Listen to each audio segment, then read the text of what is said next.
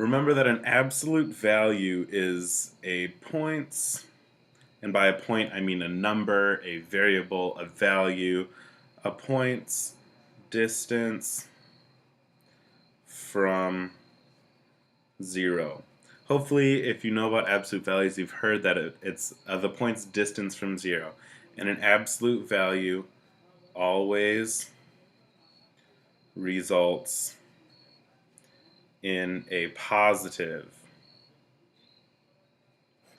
value. An absolute value always creates a positive value in the end. So if we remember, if we look at the absolute value of 7, the distance that 7 is away from 0, that's 7.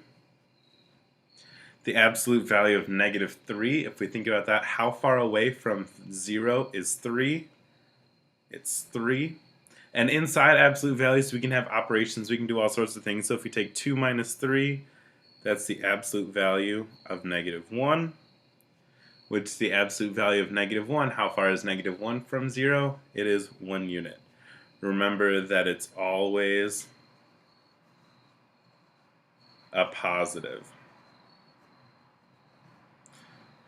When you take something out of an absolute value, it's always a positive. When it comes to solving equations inside an absolute value, we need to always account for two cases.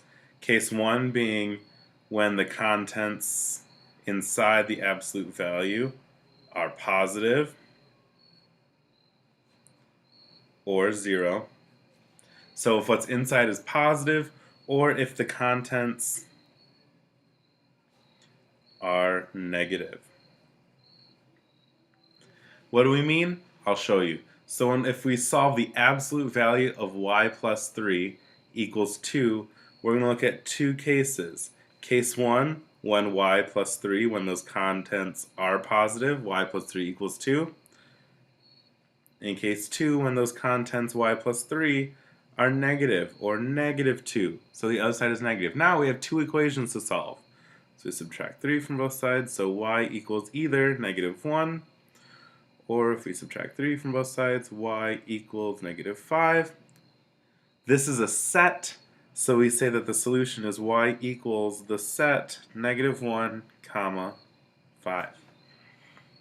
What's inside can have multiple steps, so if we said solve the absolute value of 5y minus 2 equals 7, remember we take cases. We have one case, case 1, where the contents 5y minus 2 is positive, 7, or the sign that's already there.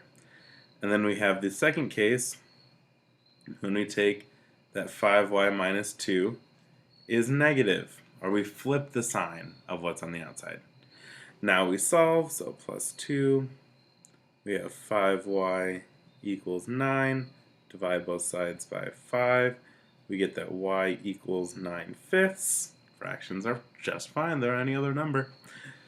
We add 2, 5y equals negative 5, divide both sides by 5, y then equals negative 1. Remember this is a set, so y equals the set negative 9/5, comma, negative 1. Alright, what if there's other stuff outside of that absolute value sign? We can take care of that too. So if we have solved the absolute value of 4b minus 9 equals negative 1, what's going to happen is we can only do those two cases that we talked about. Remember, we always have two cases when just the absolute value alone is by itself on one side of the equal sign. So first thing we would need to do here is we need to get that absolute value all by itself on this side of the equal sign. So I have to add 9 first, then take the absolute value of 4b, and that equals negative 1 plus 9, which is 8. We have two cases, one where the contents 4b is positive, in case 2, one where the contents 4b are negative. We solve for b, so we divide by 4, b equals 2, divide by 4, b equals negative 2. Remember, it's a set, so b equals the set negative 2, 2. Now look, we have negative 8 times the absolute value, 4 minus 6m equals negative 80. What's outside this absolute value is multiplied by that absolute value. So think to do the opposite of multiplication, we have to do division. So we're going to start by dividing both sides by -8. So we'll have 4 minus 6m equals 10, the absolute value of that. And now we set up two cases. Case 1, where we have 4 minus 6m, and we're going to say that those contents are positive. And then case 2, where what's inside 4 minus 6m is negative. We solve. Minus 4, negative 6m equals 6, divided by negative 6, m equals -1 on this side. We solve over here, minus 4, negative 6m equals -14, divide both sides by 6, and we see that m equals 7/3 on this side. We write it as a set, m equals the set, -1, 7/3, and we've solved on that. Remember, in order to solve an absolute value equation, you need to have the absolute value all by itself before you set up two cases. You must set up two cases. There must be two cases. Now, let's look at this. Solve the absolute value of d plus 3 equals -2. Now, what do we remember? We remember that absolute values always yield a positive result. Does this, the absolute value of d plus 3, equal -2? This absolute value equals a negative result there, so therefore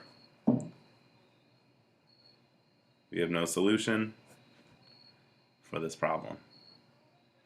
Alright, if we look at our practice problems, we're doing page 321, 22 through 30, and 37 through 41. Please make sure you get both parts.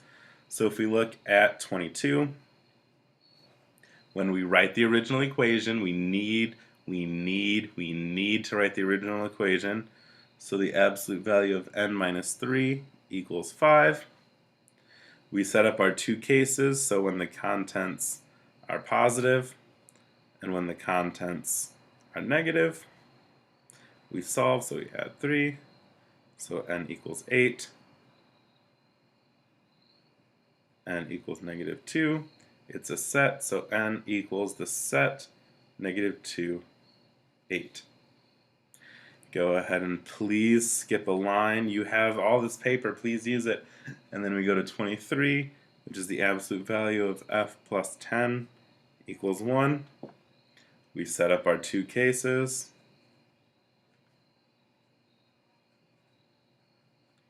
And you're off to the races. Have fun.